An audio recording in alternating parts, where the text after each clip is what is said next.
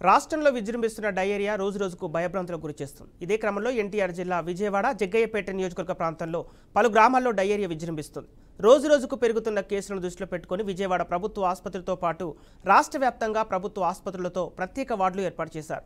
ముఖ్యంగా డయేరియా లక్షణాలు కనిపించిన ప్రతి ఒక్కరూ పక్కనే ఉన్న ఆసుపత్రి వెళ్లి వైద్యం చేయించుకోవడం ఉత్తమమని అంటున్నారు. వీలైనంత వరకు ముందుగా ఇంటిలోనే ఓఆర్ఎస్ తయారు చేసుకోవటం మంచిదంటున్న డాక్టర్ జగన్మోహన్ రావుతో మా Amaravati bureau chief Yedukondalu face to face. వల్ల ఏదైతే డయేరియా కేసులు వెలుగు చూస్తున్నాయి. కొద్ది రోజుల క్రితం విజయవాడ నగరాన్ని వణికించినటువంటి డయేరియా ఇప్పుడు ఇటు జగ్గయ్యపేట నియోజకవర్గంలోని పలు గ్రామాల్లో డయేరియా వెలుగు చూసింది. అయితే ప్రస్తుతం విజయవాడ జీజీహెచ్లో ఈ యొక్క డయేరియా బాధితులంతా వైద్యం పొందుతున్నారు. వారికి సంబంధించి ఈ కేసులు పర్యవేక్షిస్తున్నటువంటి డాక్టర్ జగన్మోహన్ రావు గారు ఉన్నారు. వారిని అడిగి మనం తెలుసుకుందాం. మొత్తం మీదైతే మరీ అన్ని ఎక్కువ కేసులు మనకి రాలేదండి. జగ్గయ్యపేట నుంచి చాలా వరకు లోకల్ పీహెచ్సిస్లోనూ అక్కడ వైద్యం జరిగే అవకాశం ఉన్నది. అంటే గ్యాస్ట్రోఎంటరైటిస్ అనేది చాలా కామన్ ప్రాబ్లము. అప్పుడప్పుడు ఎపిడమిక్ లాగా ఎప్పటి నుంచో వస్తూనే ఉంది. కొద్దిగా వాటర్ కంటామినేట్ అయినప్పుడు, లేకపోతే ప్రజలు బయట ఆహారం ఎక్కువగా తీసుకున్నప్పుడు, లేకపోతే ఎక్కడన్నా ఫంక్షన్స్లో ఫుడ్ కంటామినేట్ అయినప్పుడు ఇట్లా ఒక పాకెట్ నుంచి కొంచెం ఎక్కువ వస్తుంటాయి. అట్లాగే ఇప్పుడు నిన్న ఇవాళ అయితే మనకి 3-4 కేసులు అయితే వచ్చినట్టున్నాయి.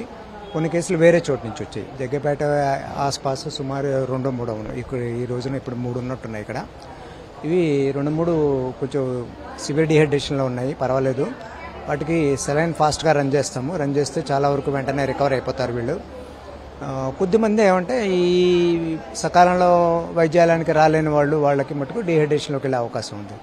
అయితే ముఖ్యం ఏంటంటే ఇలాంటివి వచ్చినప్పుడు ముందర ప్రజలంతా అప్రమత్తమై మామూలుగా ఇంట్లో వాడుకునే పదార్థాలతోటి తేలిగ్గా ఈ డిహైడ్రేషన్ ప్రివెంట్ చేయొచ్చు.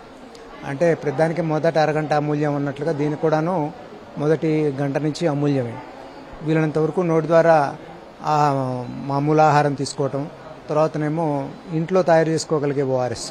లైక్ ఫర్ ఎగ్జాంపుల్ ఒక గ్లాస్ నీళ్ళకి, గ్లాస్ అంటే స్టాండర్డ్ 200 ml అంటాం. సుమారుగా ఇంట్లో వాళ్ళకి మెజర్మెంట్స్ ఉంటాయి రఫ్గాను. ఆ 200 mlకి ఒక చిటికెడు ఉప్పు, ఒక చెంచా పంచదార వేసుకుని ఆరగారగా తాగుతూ ఉంటే డిహైడ్రేషన్ కరెక్ట్ అవుతుంది. ముఖ్యం ఏంటంటే డయేరియాలో కాజెటివ్ ఆర్గానిజం ఈ గందరగోళాల కంటే ఒంట్లో నుంచి పోయిన స్రావాలు, నీరు, లవణాలు వీటిని ఎప్పుడైతే మనం రీప్లేస్ చేసుకుంటూ వెళ్ళామో చాలా వరకు వాటి సైడ్ ఎఫెక్ట్స్ నుంచి తప్పించుకోవచ్చు. ఇక మరీ తీవ్రమైనప్పుడు సెలైన్ పెట్టవలసిన అవసరం వస్తుంటుంది. వాళ్ళకి రింగర్ లాక్టేట్ అనేది నార్మల్ సెలైన్ అనేది ఇస్తుంటాం. చాలా అరుదుగా వీళ్ళలో కొద్దిమంది రీనల్ ఫెయిల్యూర్లోకి వెళ్తున్నారు. అంటే చాలా కేసులు అని అంటున్నాం. మేము గత 3-4 రోజులుగా ఒక 3-4 కేసులు రెగ్యులర్గా డయాలసిస్ చేసాం. ఒకళ్ళిద్దరికి ఒక డయాలసిస్ కేసు సరిపోయింది. ఒకళ్ళిద్దరిని డయాలసిస్ చేసిన వాళ్ళని కూడా మామూలు వార్డులకు పంపించేసాము. ఇప్పుడు ఇక్కడ వార్డులో కూడా ఒకళ్ళిద్దరికి అవసరం పడేలాగా ఉంది. వాళ్ళకి డయాలసిస్ చేయడానికి మన దగ్గర నెఫ్రాలజిస్టు రోజు వచ్చి రౌండ్స్ చేస్తున్నారు.